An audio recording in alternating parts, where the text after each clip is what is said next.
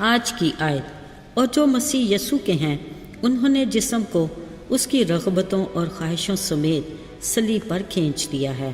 غلطیوں 5:24 آیت۔ عزیز و غلامی اور آزادی جیسے الفاظ کا استعمال اور تصور بے حد قدیم ہے۔ غلامی کی کئی اقسام ہیں، مثلاً قوموں، ملکوں، قبیلوں کی غلامی، آقا کی غلامی اور رسم و رواج کی غلامی وغیرہ۔ قدیم زمانے میں تو باقاعدہ غلاموں کی منڈی لگا کرتی تھی۔ غلام بیچارے اپنے مالکوں کی مرضی کے تابع ہوا کرتے تھے۔ کبھی تو غلام کی ساری زندگی آقا کی نظر ہو جاتی، مگر بعض اوقات یہ آقا کی مرضی ہوتی کہ وہ اسے آزاد کرے یا نہ کرے۔ ویسے تو ہر غلام کسی نہ کسی طور آزادی حاصل کرنا چاہتا ہے۔ علاوہ ازیں تاریخ میں کئی کمزور ممالک نے بھی جد و جہد کر کے آزادی حاصل کی اور اپنے لیے آزادی کے دن بھی رقم کیے، جن کو بعد میں وہ یوم آزادی کے طور پر بڑی دھوم سے مناتے ہیں۔ جیسے ہمارا ملک پاکستان 14 اگست کو یوم آزادی مناتا ہے۔ عزیزو، بعض اوقات معاشرے میں رسم و رواج کی روایات بھی غلامی کی صورت اختیار کر لیتی ہیں۔ یہ ایک ایسی غلامی ہے، لگتا ہے انسان خود ان سے چھٹکارا پانا ہی نہیں چاہتا۔ شاید رسم و رواج کے غلام اپنے آباء و اجداد کی روایات کو برقرار رکھ کر اپنے دل کو تسکین دیتے ہیں، یہ سمجھ کر کہ یہ ان کا اولین فرض ہے۔ عزیزو، اگرچہ غیر ضروری اور بے معنی رسم و رواج سے پرہیز کرنے میں ہی ہماری بہتری ہے۔ آزادی اور غلامی کے سلسلے بڑے طویل ہیں۔ ہاں، ایک اور طرح کی غلامی بھی ہے جو ہماری ذات اور خواہشات سے جڑی ہے، یعنی ہم کسی نہ کسی طور پر اپنی خواہشات کے غلام ہوتے ہیں۔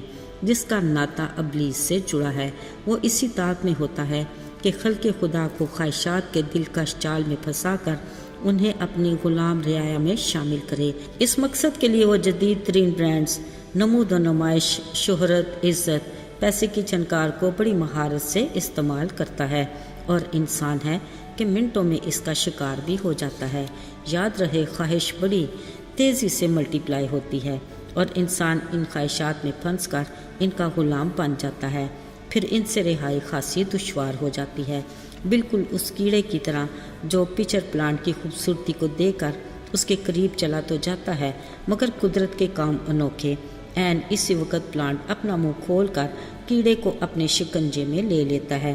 پہلے تو شکار ہونے والا کیڑا ہاتھ پاؤں مار کر آزاد ہونے کی بھرپور کوشش کرتا ہے، مگر بعد میں اسے اندازہ ہو جاتا ہے کہ وہ مکمل طور پر پھنس چکا ہے۔ عزیزو، یہاں اپنی خواہشات کے غلام جس انسان کا ذکر ہو رہا ہے اس کا حال بھی کچھ ایسا ہی ہے۔ یاد رہے، خالق خدا نے اسے اپنے ہاتھوں سے اپنی صورت اور شبیہ پر بنایا، اپنا دم پھونک کر اسے جیتی جان بنایا، پھر اسے اس کی آزاد مرضی پر چھوڑ دیا۔ انسان اگرچہ تمام مخلوقات میں ذی شعور ہے، مگر اپنے ازلی دشمن ابلیس کے ہاتھوں خدا کی مانند نیک و بد کی پہچان کی خواہش میں ایسا پھنسا کہ پھر لالچ، نافرمانی اور دیگر خواہشات میں پھنستا ہی چلا گیا۔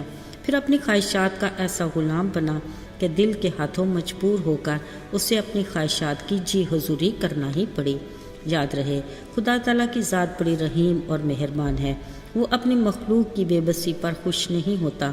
اس نے اپنے کلام میں خواہش اور اس سے جڑے کاموں کے بارے میں کہا۔ جسم کے کام تو ظاہر ہیں، یعنی حرام کاری، ناپاکی، شہوت پرستی، بت پرستی، جادوگری، عداوتیں، جھگڑے، تفرقے، غصہ، نشہ بازی اور ناچ رنگ وغیرہ۔ افسوس، آج کا انسان اس نہج پر پہنچ چکا ہے کہ اب وہ اپنی خواہشات کے ان کاموں کو وقت کی ضرورت اور سوسائٹی میں اعلیٰ رتبے اور عزت کا سرٹیفکیٹ سمجھتا ہے۔ یہ وہ ایکٹیویٹیز ہیں جو کبھی رازداری اور چھپ چھپا کے کیے جاتے تھے، مگر اب سرے عام بڑے فخر سے ہوتے ہیں۔ عزیزو، خیال رہے یہ سب بدکاری کے زمرے میں آتے ہیں۔ ایسی خواہش کے کام جو کبھی لعنت جانی جاتی تھی، مگر اب اس میں فخر کا عنصر شامل ہو چکا ہے، یہ ہمارے لیے لمحہ فکریہ ہے۔ عزیزو، ایسی خواہشات کی غلامی وہ ڈٹائی اور ہٹ دھرمی ہے جس کی تکمیل اور دل کی تسکین کے لیے ایک دوسرے کو نیچا دکھانا، حق تلفی، دھوکہ فریب اور ہر طرح کے جائز اور ناجائز حربے شامل ہیں۔ اس تحریک کو متحرک کرنے میں وہ چھوٹی سی انا ہے جو سب پر حاوی اور ابلیس کا خطرناک ہتھیار ہے جسے وہ انسان میں پوری قوت اور اختیار کے ساتھ استعمال کرتا ہے۔ یہی انا معاشرے میں برائیوں کو جنم دیتی ہے اور پرسکون زندگی میں فتور کی وجہ بھی یہی ہے۔ یاد رہے، نہ صرف ہماری روحانی بلکہ جسمانی زندگی کی ترقی میں بھی یہی انا رکاوٹ ہے۔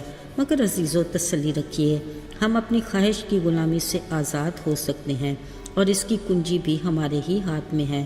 بطور مسیحی ہمیں خدا کے فرمان پر عمل پیرا ہونا ہے۔